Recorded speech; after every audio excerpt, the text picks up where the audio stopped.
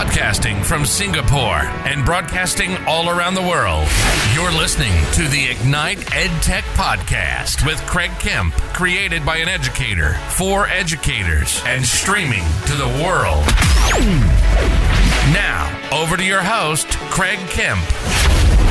Hello and welcome to episode 93 of the Ignite EdTech Podcast. I'm your host, Craig Kemp, and I'm honoured to have you join us.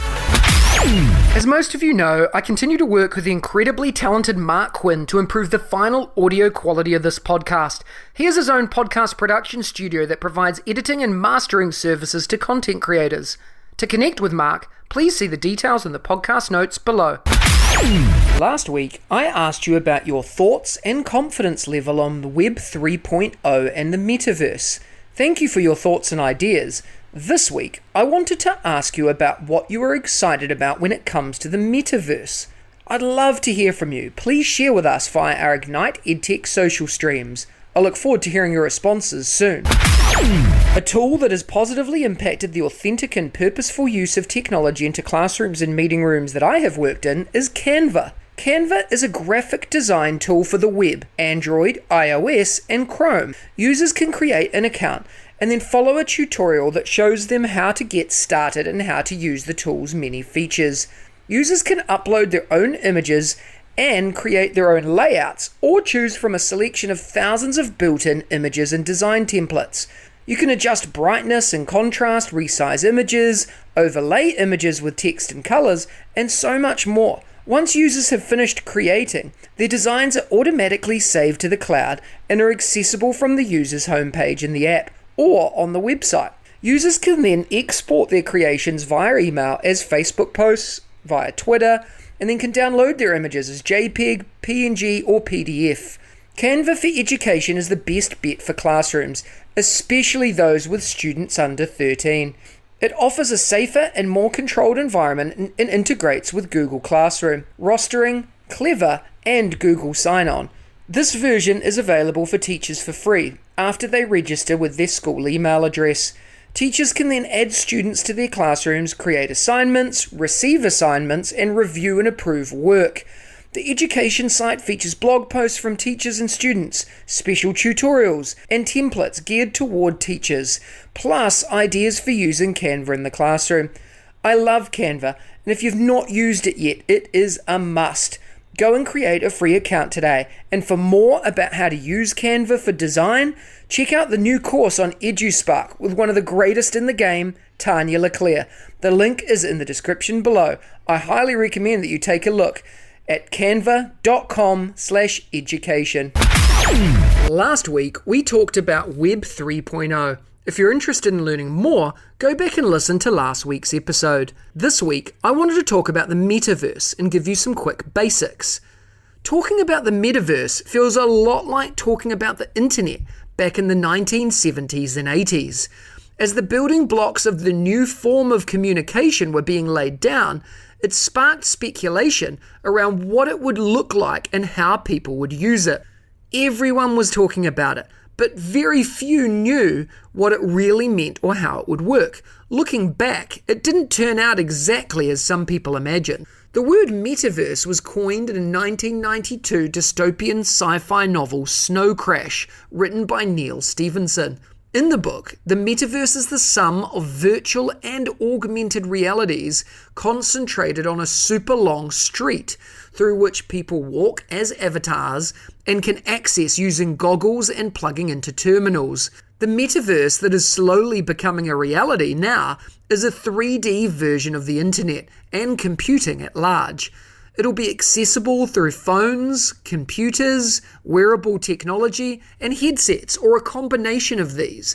And it will be where you work, shop, exercise, socialize, watch movies, learn, and play games. There are some exciting things coming for this in education, and some amazing leaders in this field driving it. If this is up your alley, do yourself a favor and follow Vriti Saraf. The one person that's driving the metaverse for change in education is my go-to for everything in this space. I've put her link in the podcast notes below. For education, the metaverse seems a long way away, but I think it's going to come much quicker than we have thought. I'd love to hear from you to learn more about your understanding and questions about the metaverse. Please reach out with your ideas and thoughts. Every week, I bring you a short interview with some of my edu heroes, an engaging learning experience with someone who makes a difference in education every day, with a particular focus or angle towards educational technology. This week, I had the pleasure of chatting with Julie Stern. Let's have a listen to the chat. Today, I have the honor of speaking with Julie Stern, who's a business owner, keynote speaker, author, and workshop host who travels the world and inspires thousands. Julie is the founder and principal facilitator at Learning That Transfers, an organization that inspires schools and individuals through their facilitation and support. Julie has nearly 2 decades experience facilitating adult learning. She's a 4-time best-selling author of Learning That Transfers, Visible Learning for Social Studies, the On Your Feet Guide to Learning Transfer, and Tools for Teaching Conceptual Understanding in elementary and secondary. Julie also has a course on EduSpark, which I know you will love to explore. Julie, it's a pleasure to have you on the show today. Are you ready to talk about education and technology integration? Yes, thank you so much. It's so great to be here. It's an absolute pleasure. Let's go. Why don't you start by telling us a little bit about your current role and what inspires you to do what you do? That's a great question. So I've been working with teachers longer than I've been working with students. I started off really young, designing curriculum, designing lesson plans, and training teachers. In fact, I met my husband, who was in my very first training class when I was 25 years old. So I would say, working with teachers has been, and then I went back into the classroom, and I always kind of have one foot in the classroom, trying to do at least teaching one class every once in a while, things like that. And I do passionately love young people. And so it wasn't even until I kind of, when you're going through life, you look up and you're like, wait a second, I might love adults more because just of how I spend my time. So my current role is partnering with teachers, sitting with them, just thinking about what are you teaching next? What's your next unit? How can I help you just elevate it? How can I offer resources? Because by now I have, in many ways, sort of relearned what I forgot when I was going through school myself, because I'm social studies background. I taught secondary social studies, but I've been working K through 12 in every subject area for over a decade now. And so any teacher, any subject area, it's so fun for me because I get to, and sometimes sort of remind myself or relearn the content while I'm helping to support them. So my current role, I think, is just inspiring teachers to be better, to support them, because it's such an important and difficult job. And so I feel like if I can help be an extension of their brain or an extension of their Google searching for resources, things like that, that really inspires me to do what I do. I love that. And I've loved just sitting back listening to that, because I see that enthusiasm and excitement for the work that you do every time I interact and engage with you, both online and we have these conversations. And that's not always what we see when we have conversations with people. And I love to see your excitement in that, because it comes out in the learning that you deliver as well.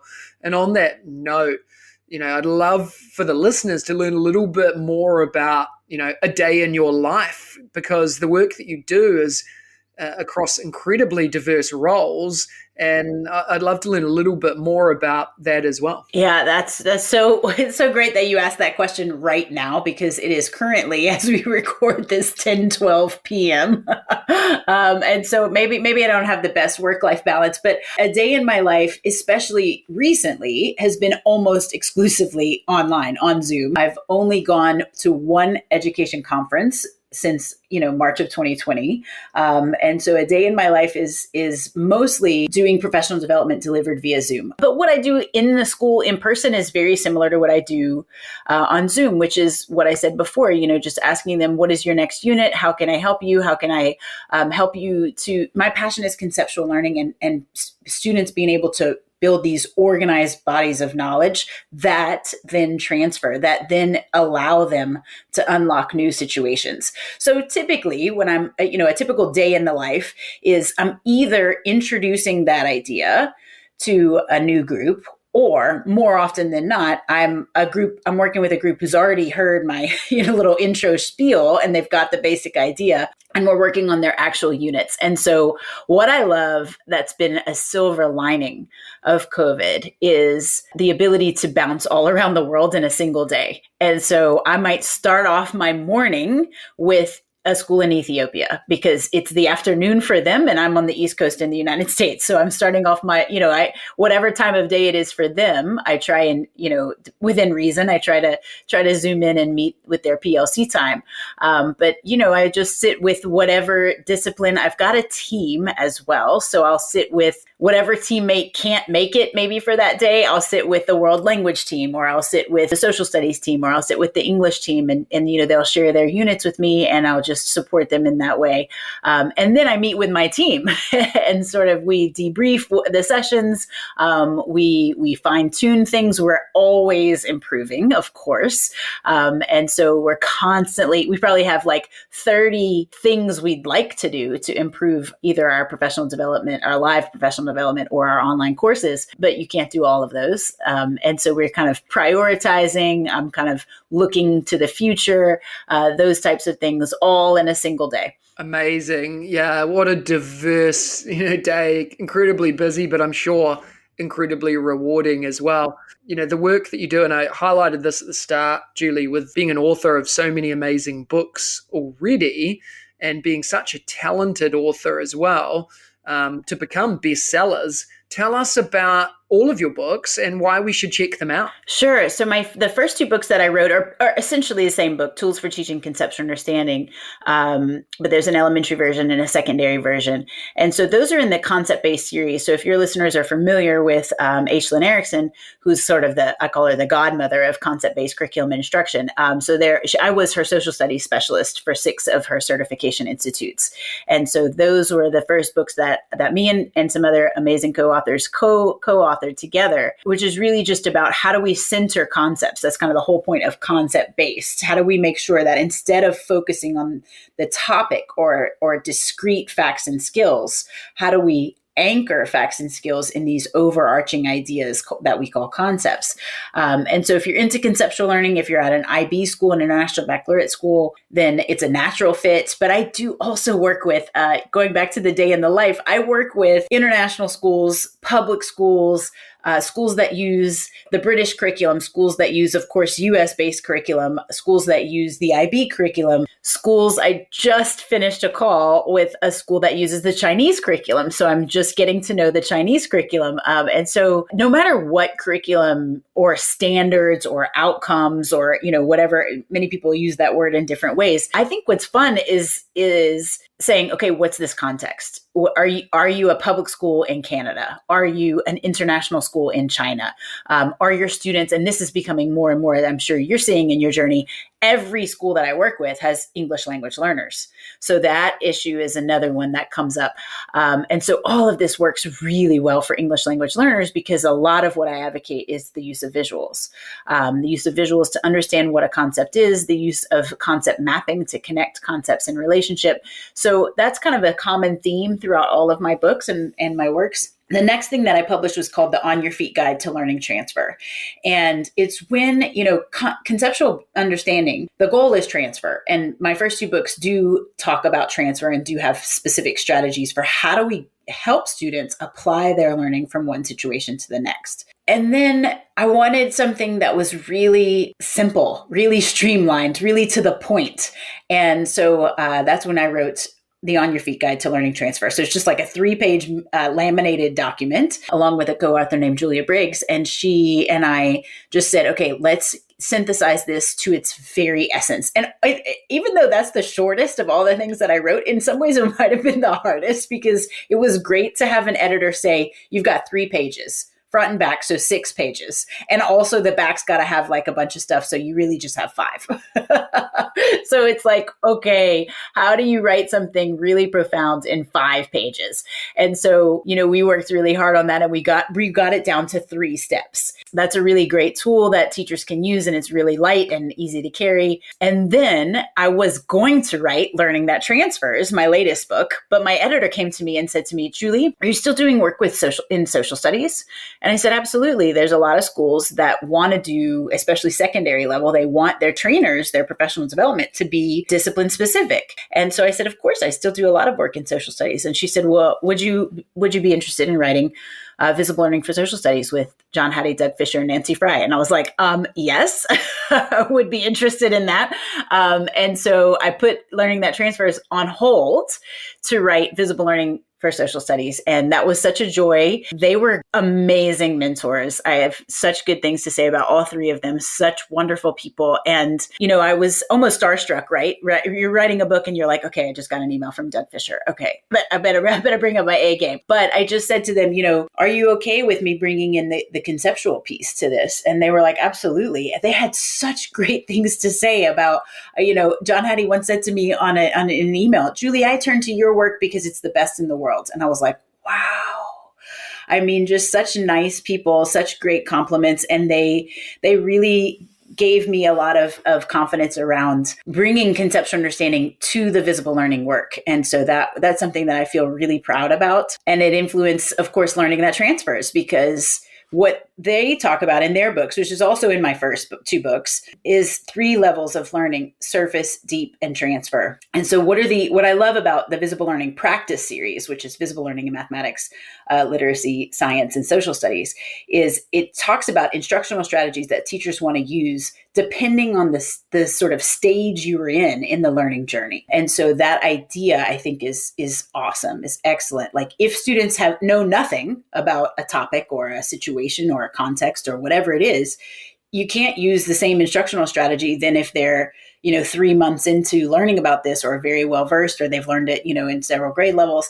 And so I love the idea of where are students in the learning journey, and you choose instructional strategies based on that. So my latest book is really about curriculum design. How do we take whatever it is that the government or my school leader, my chief academic officer, whoever it is, says, this is what you got to teach? How do we take that and use it to prepare our students for an unknown future? That's an incredible challenge. And I think we did it. That's what Learning That Transfers is all about. Like, how do we go from the outcomes that we have to teach? Because we talk about how to sort of prioritize all of the things that your government or leader might tell you need to, quote unquote, cover. How do you prioritize it? How do you put it together in a meaningful story so that your students grasp the big picture? And how do you get your students to be transferring their learning to complex real world situations? And so that's what the latest book is all about. I think it's fantastic, Julie, as well, because it is embedded in research. It's well known. It's something that can be integrated and connected very easily, like you said, to any curriculum. And I think that's one of the things that I've learned a lot about international education, working across multiple curriculums, is that a lot of the things that we do in our schools are very, very similar. We just use different language. We use different words. And hearing what you're talking about, I think it's particularly relevant for anyone. And we'll make sure that all of the links to the books and all of your work are in the podcast notes as well, so everyone can access those. Let's jump into some quick fire questions, Julie. The first thing that comes to your head, and maybe a brief why. What's your favorite EdTech book or resource? Yeah, that's a hard one. So I looked back on my shelf looking for books, but I think I came across this recently called thegoodlifegoals.com. And so I want to say a resource rather than a book. Teachers love the Sustainable Development Goals, the SDGs, but they're meaty and long, and there's a lot of them. It's just like almost overwhelming. And so goodlifegoals.com has translated these into more student-friendly language and icons and just so many different resources. And so the main thing, you can go to goodlifegoals.com, but then you got to really see that a lot of the resources are on sdghub.com/goodlifegoals. Those are something that I just discovered within the last week, and I'm still kind of playing with it. And I think back to my making the world a better place, that is the resource that I want to share. Love it. What's your go-to EdTech tool that the listeners need to try? So I have two. Please don't cut me off. Well, I guess you could edit me out because you have that power, but I can't help it. So I would say definitely give Padlet a second look. So when the pandemic happened, Padlet was like everybody's go-to and everybody was using Padlets, and I kind of like was over it. But Padlet upped their game, and now you can do video. I mean, it's just so that I love concept maps. And so the students are able to link different and respond to each other and link different entries into the Padlet. So I would say if you were over Padlet like I was, maybe give it a second look. But my real answer is Loom. So I'm sure your listeners are savvier than I am about EdTech, but Loom it's simply a screen recording, but it lives on the web and you can interact with it. And so I've had so much fun using Loom, just even with my team, even with my assistant. We just use it to screencast real quick, and you're able to put emojis and different things and respond. You can comment at certain parts of a video. And I think just in our we're connected, digitally, but I feel like video adds such a nice human element to the ways in which we interact, much better than email, much better than even text message, things like that. So I would say Loom. Fantastic. We'll make sure the links to these are in the podcast notes as well. What's one daily habit or practice that helps you enjoy, progress, and succeed in your career, Julie? Oh, that was so hard. I mean, I exercise, I do all those things, but you said 20 seconds. And so I would say writing, just getting my thoughts, my goals, my plans, my schedules, my values, even my worries out of my brain and into the physical world.